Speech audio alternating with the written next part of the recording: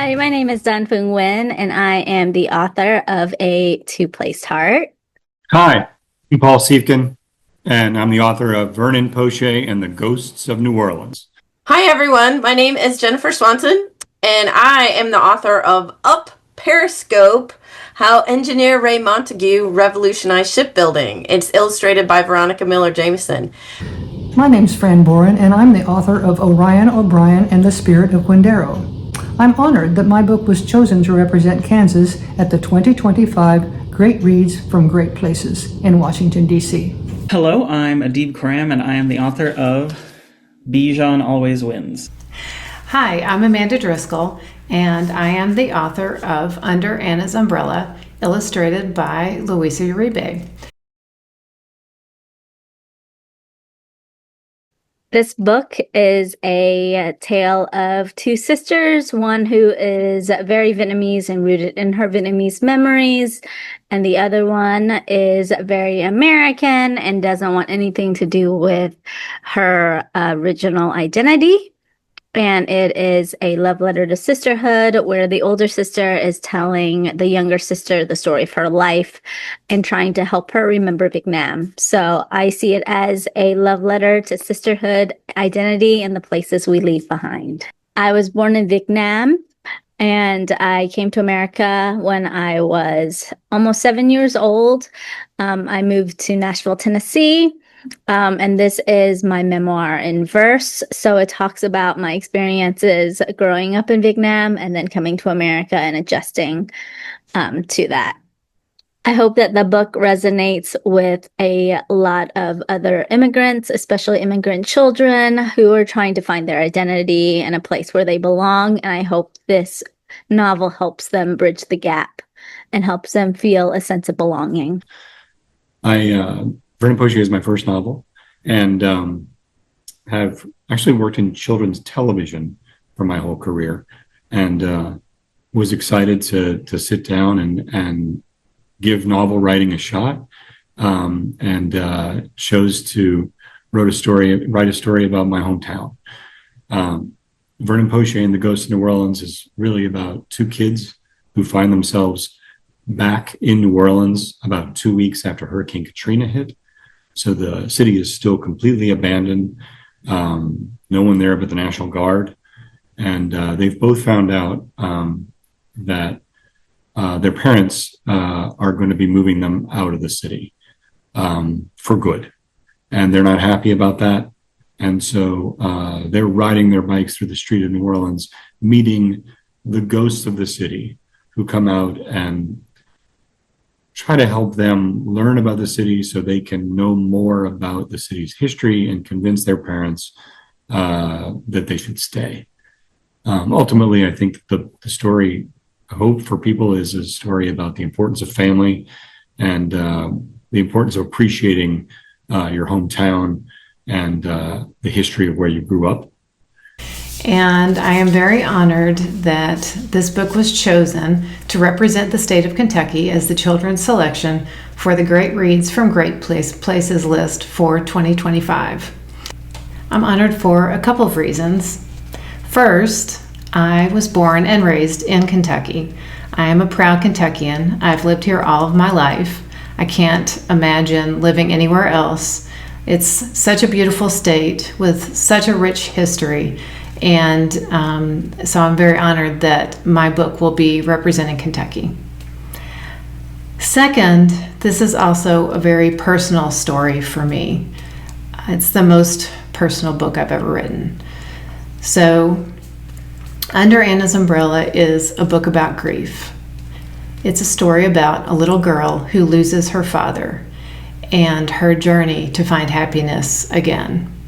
So in the story, the day of the funeral is very stormy, and she has to carry an umbrella, and the umbrella is necessary to protect her.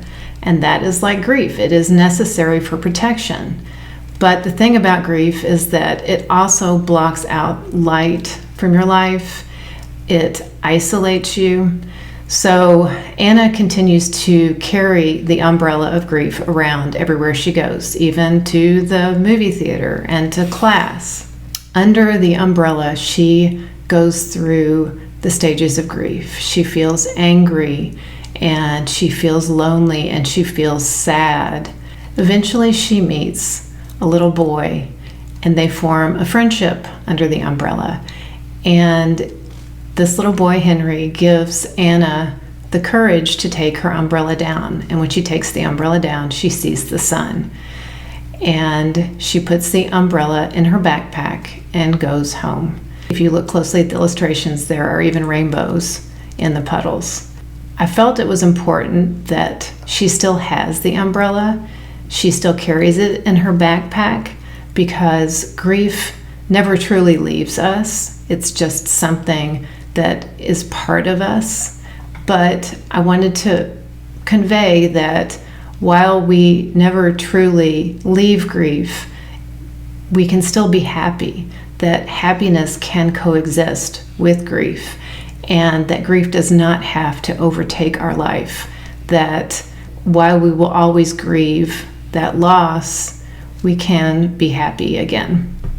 So I wrote this book with a hopeful message to all the kids out there who have experienced some sort of grief, whether it be from the loss of a loved one or maybe just a trauma or a major life change. You can go through grief after that as well. All of my books are inspired by personal experience, and certainly with Under Anna's Umbrella, this was no exception. I wrote this story after my husband passed away and after my children lost their father. And I wanted to write a story that other children who were experiencing grief of any kind could identify with.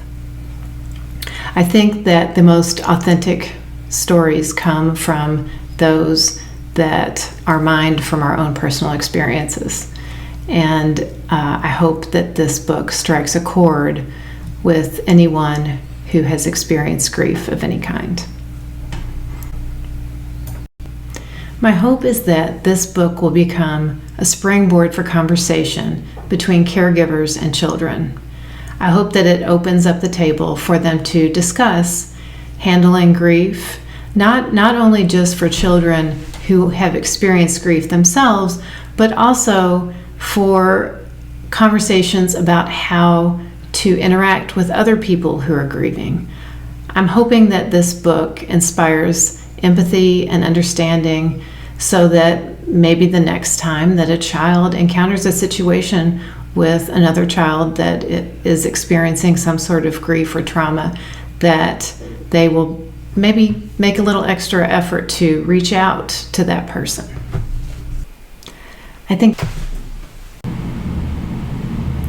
I'd like to thank the Kentucky Center for the Book for this great honor. I'm so excited that Under Anna's Umbrella will be on display in Washington, D.C., and I hope that it helps this book to reach more readers, especially the children and their caregivers who need it most. Thank you. And this book is so cool because it talks about a hidden figure in the Navy. So I write science books for kids. I am the author of almost 50 books for kids.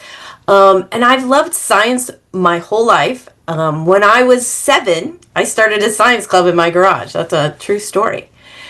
I was so thrilled to be able to write this book about Raye Montague, because I went to the United States Naval Academy and I graduated in 1990, which was the 11th class that had women. So I'm very interested in any type of woman who's done something amazing in the Navy. And I came across the story. It was on like a TV network in Arkansas. Someone was interviewing Miss Montague, and I was so curious. I watched it all online, and then I contacted the television station and was like, I'd really like to talk to the family because I would love to write a book about this amazing woman. And they put me in touch with her son, Dr. David Montague, and I was able to have a conversation with Miss Montague. This was a few years ago before she passed away. And it was amazing. And she told me all about the challenges that she faced in becoming an engineer to design submarines, which is so cool and not something that a 7-year-old might want to think of, which is when she got the idea to do this.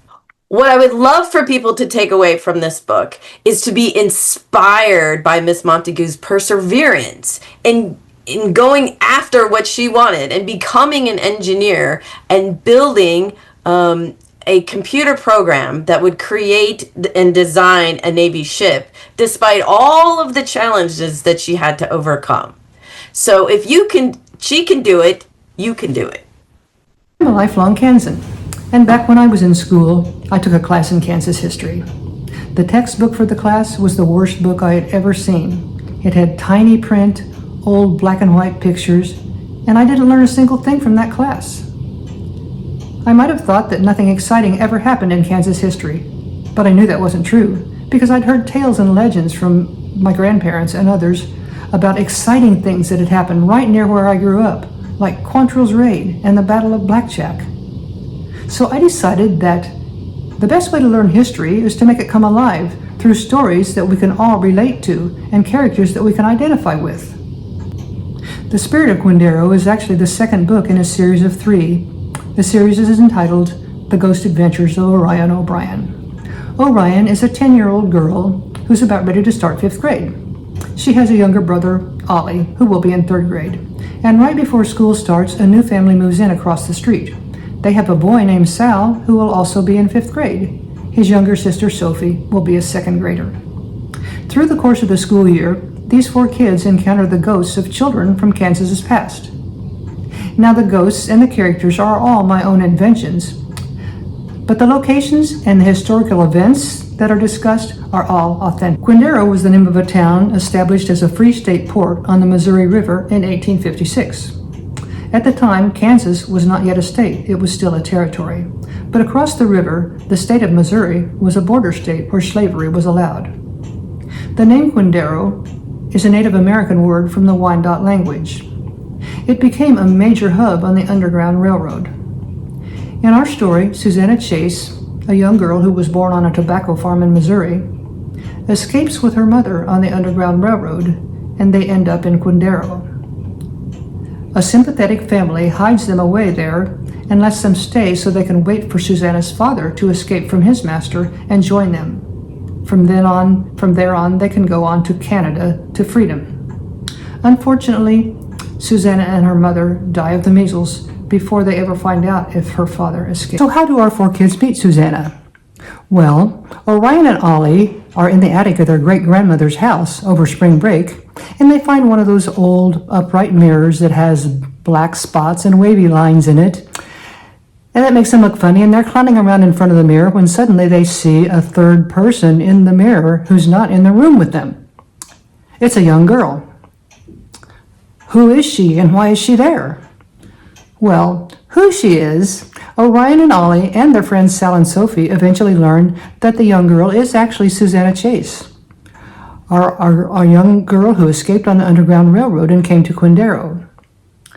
Why she is here is one of the most interesting aspects of writing this book. Of course, I want young readers to discover the exciting history of Kansas through my books.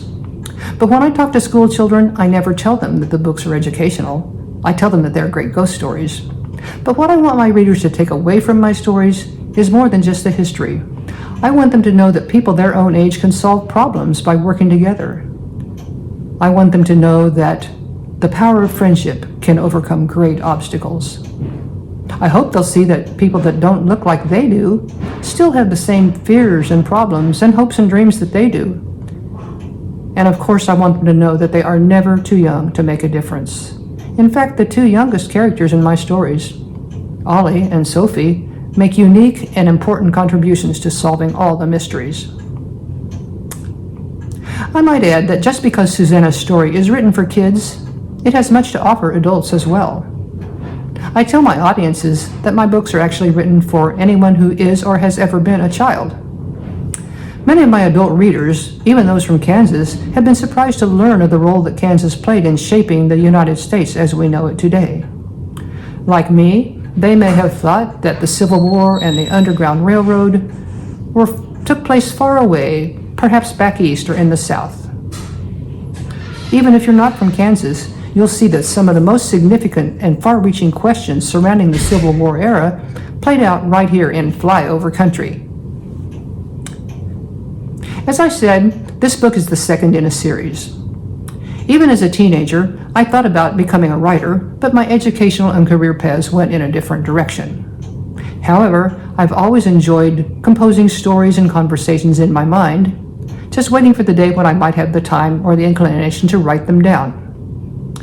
The idea for the first book in the series, The Ghost of Samuel Greyhawk, I actually came up with 25 years before I ever wrote it down. But once I made the start, I was hooked, and the next two books just naturally followed. The Spirit of Quindaro and all the books in this series are written from Orion's point of view, and largely consist of conversations among the four kids. I wanted my books to be accessible to readers at different levels, without having to struggle with words or concepts that might interrupt with the flow of the stories. I always include a section at the end of my books with an explanation of elements that may be unfamiliar to children. To be honest, The Spirit of Quindaro could have been written for adults. It covers mature topics like the day-to-day drudgery of slavery, the dehumanizing treatment, and the dangers and uncertainties of escape. But I believe that children deserve to know the truth about our country's past. I made two of my main characters, Orion and Sal, 10 years old and starting 5th grade for a reason. I remember starting 5th grade and what I was thinking about. I thought about where I might ride my bike that day, what comic book I might read, what I wanted to play or who I wanted to play with after school. Just a short year later, by the beginning of 6th grade, I had discovered a whole new world that didn't revolve around me. There were global conflicts, political problems, and humanitarian challenges. I wanted to write stories that would appeal to readers that are also going through that transition from childhood to young adulthood, and who might be inspired by my characters and stories. Bijan Always Wins is a story of Bijan, a young boy who makes everything in his life into a competition that he has to win, and in the process kind of alienates all of his friends, and learns that really the most important thing to win at is friendship. I think it was inspired in large part by my own history as an overcompetitive child, and by seeing that in lots of the children in my life, and how, as I've gotten older, I've learned how important it is to focus more on fun than on winning. And also, I just think it's really funny. Like, some things in life can't be won at, but that doesn't mean Bijan doesn't try, and that just makes me laugh. I really hope at the end of the day that any young reader walks away from Bijan Always Wins with a smile and a laugh, and maybe a little reflection on how much fun they have playing with their own friends.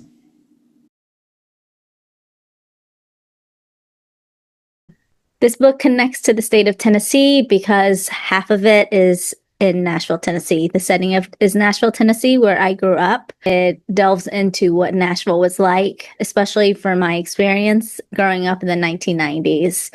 So it talks a little bit about some of the racism and some of the school issues that I experienced as an immigrant child.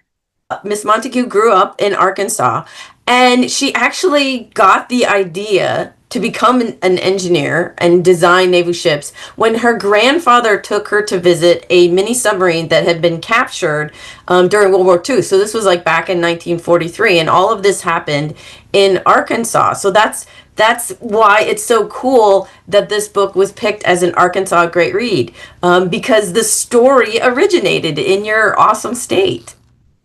The importance also, I think, is that 2025 marks 20 years since Katrina devastated the city. And for a lot of the young readers of Vernon Poche, they weren't alive when that happened. And so it was an attempt to sort of make that experience feel real for them. Because for grown-ups who were there, Katrina feels like yesterday. But for young readers, it's history. So why not tell an historical fantasy that includes the history of Rick and Katrina, but also the whole history of New Orleans, from its very beginning when Bienville entered Bayou St. John through Lake Pontchartrain and was guided by the Native Americans to what is now the French Quarter. I was born and raised in Kansas City, Missouri, and I spent most of my life here. I did actually go to school just outside St. Louis, technically in Illinois at Southern Illinois University, Edwardsville, but all of the adventures I had while I was in college were in St. Louis. So Missouri has always been home, and it's near and dear to my heart. The spirit of Quindaro's connection to Kansas is obvious because of where it takes place. Alas, Quindaro is no longer here. It is now part of Kansas City, Kansas, an uninhabited area along the river. Yet it remains alive in the imaginations of local residents and the descendants of the original settlers. In fact, all the books in my series take place in northeast Kansas, very near where I grew up. The first book, The Ghost of Samuel Greyhawk, revolves around the Shawnee Indian Mission, which was established in the 1830s and of which 3 original buildings still stand in Johnson County. The third book, The Phantoms of Wakarusa, takes place in Douglas County, where John Brown and like-minded abolitionists aided escaping fugitives find their way to freedom.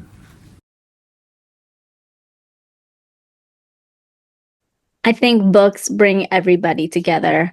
You can love a book and have totally different life experiences, identities, all of that. And you can still enjoy a book and find elements about a book that resonate with you. And there's something so special about reading books together, especially for myself. I read this book to my children. So my children are half American, half Vietnamese. They have a little bit of Japanese and Italian in them. And I read my life story to them to help them figure out where they came from. And that's really special to me.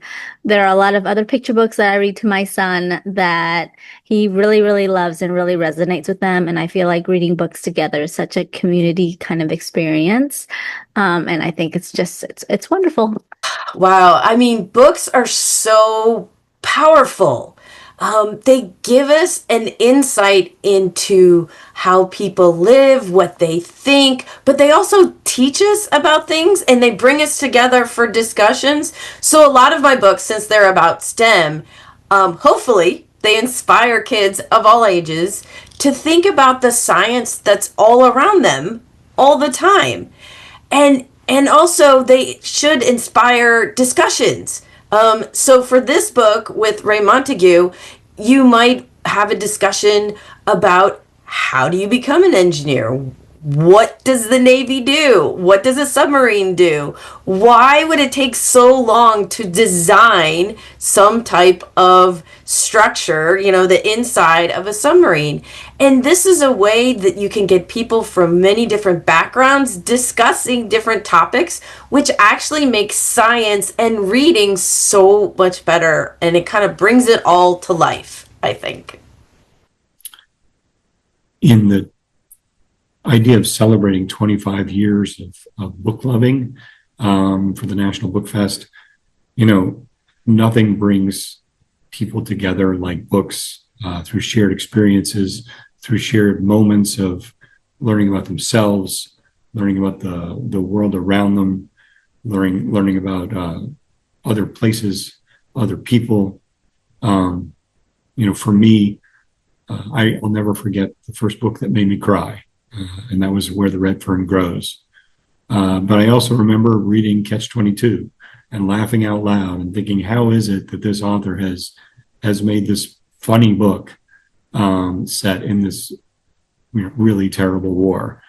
I remember reading Confederacy of Dunces and for the first time feeling like I knew these characters, I knew this place because I grew up in New Orleans.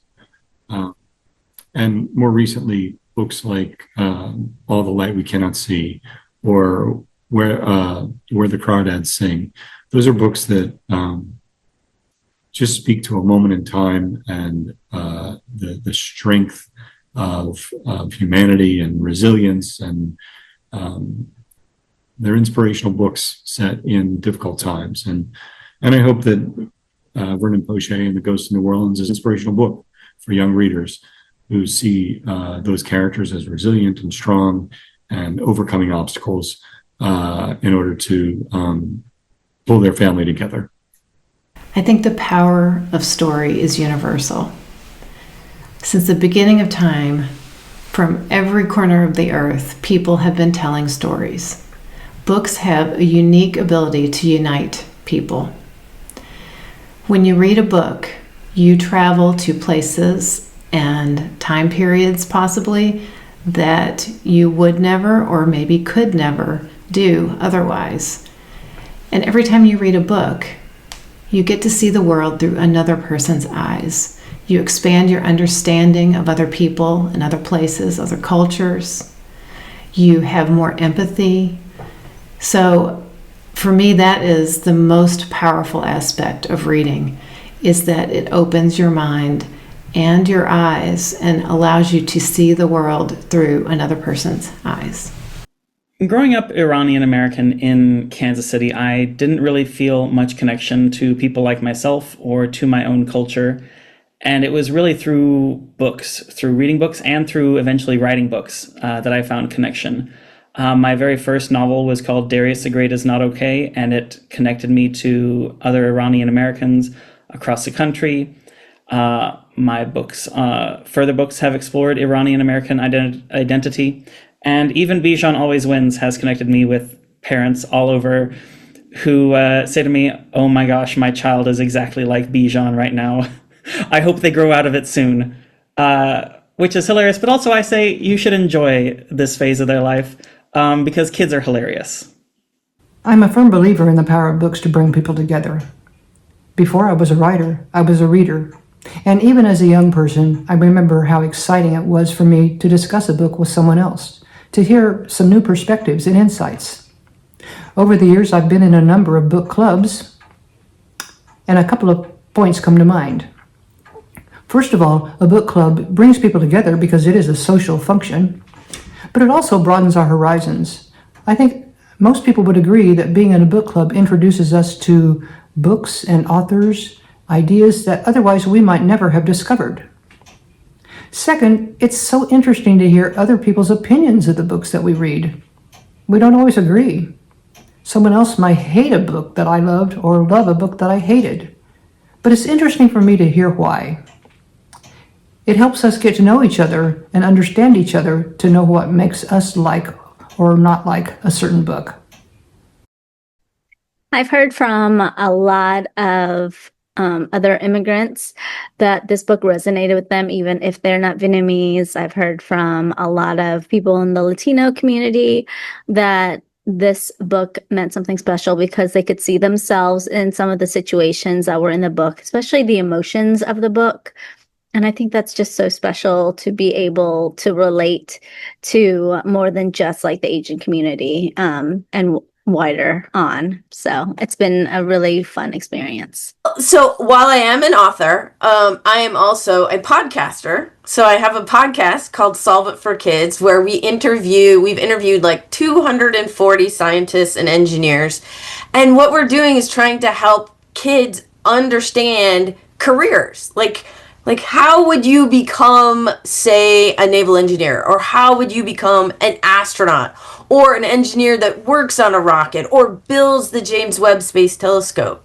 So this is a way, I think, as a science communicator, to take what people do, scientists might do, and make it easily understandable for people of all ages and make it interesting and fun. So that's one way I also bring people together is through a podcaster. But then I also promote books, science books, not just mine, but lots of science books out there. And I go out and visit schools and hopefully get kids excited about literacy and science together so that they can use their own curiosity to investigate more. I also hope that Vernon Poche helps to connect young people with the history of the city, the history of their family, to learn a little bit about the deep roots of a city like New Orleans for readers around the country, so they can understand, that it is one of the oldest cities in our nation and has deep roots, and is the birthplace of a lot of traditions and food and music, and a place that they would love to visit. Bringing people together is a major theme of the Spirit of Quindaro and of all the books in this series.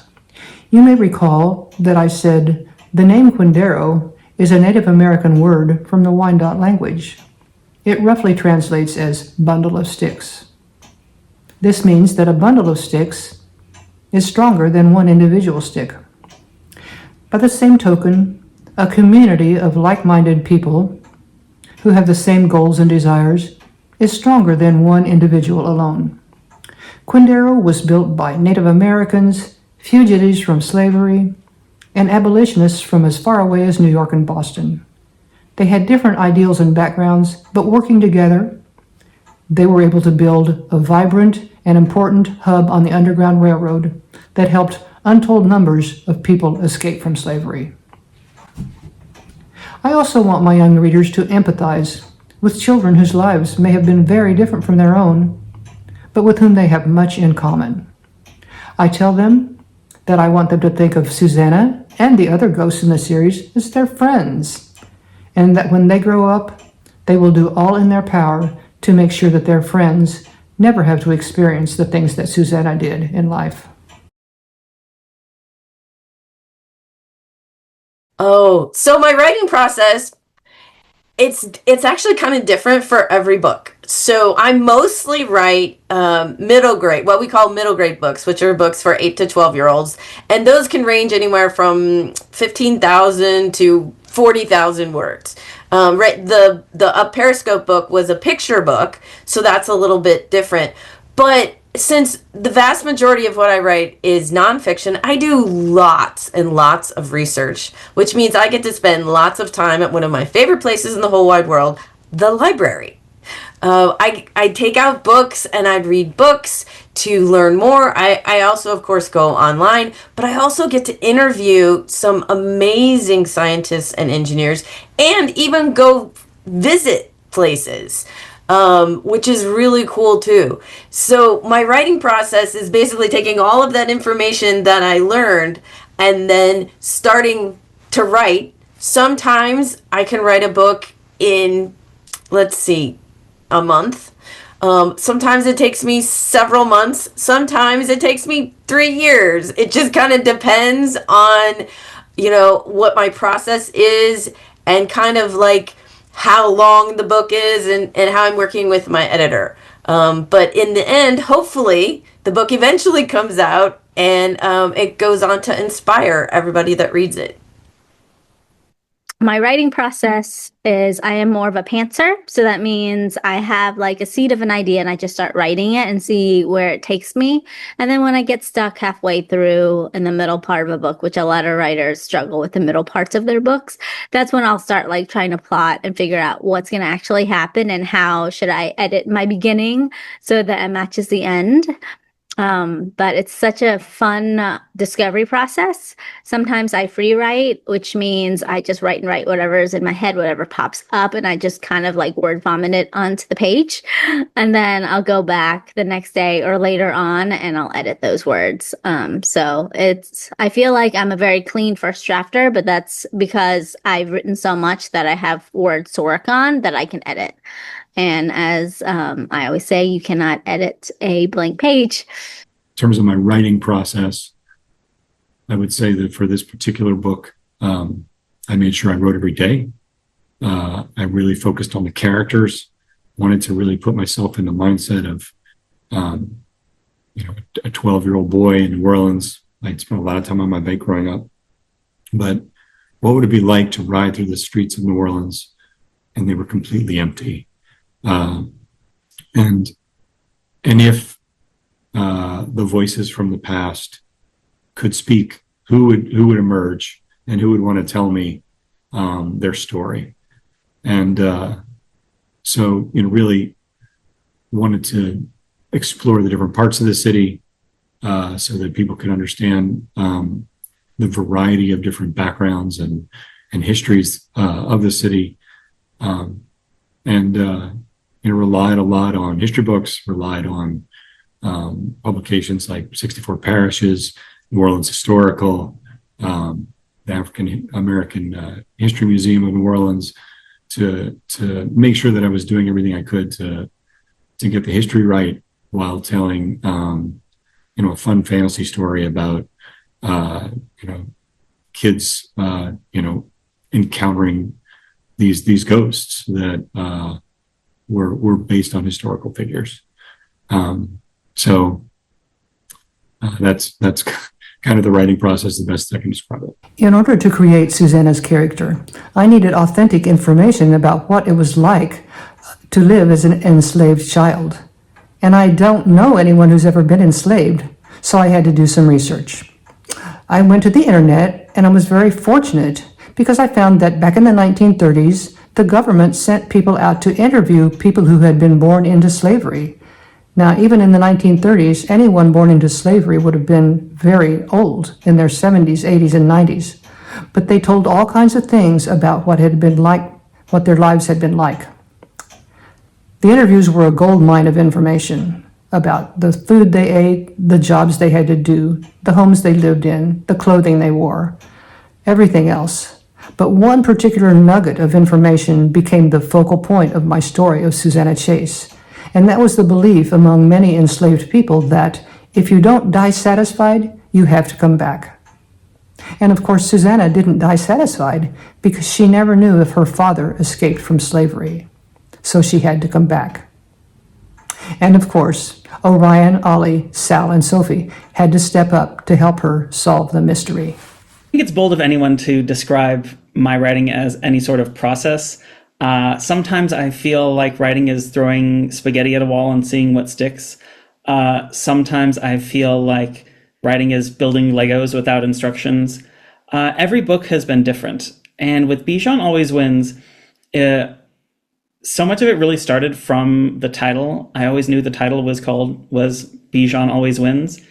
And I just sort of went from there. What is Bijan winning at? Why does he always want to win? And how does that affect the people around him?